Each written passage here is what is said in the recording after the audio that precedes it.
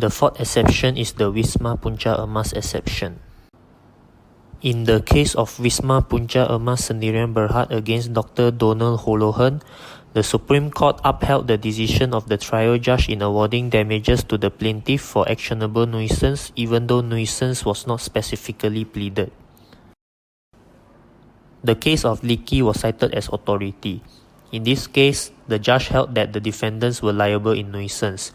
The defendants appealed and contended that if there was any liability, it was a liability in negligence and not in nuisance, and that therefore the plaintiff's claim having been pleaded only in nuisance, it necessarily failed.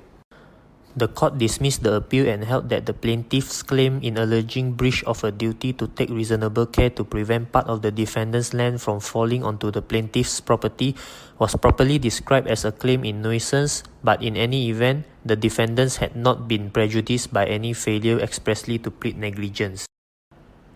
Can an action that is founded on the wrongful dishonor of a check be deemed to have been based on a claim for libel and breach of contract? If the answer is in the affirmative, then the decision of the Federal Court in the Chartered Bank against Yong Chan needs to be reappraised. In this case, the Federal Court held that the learned judge was clearly wrong when he concluded that the pleadings included a claim for breach of contract as well as a claim for libel. As the trial judge had decided on an issue not raised on the pleadings, the judgment must be set aside and a new trial ordered.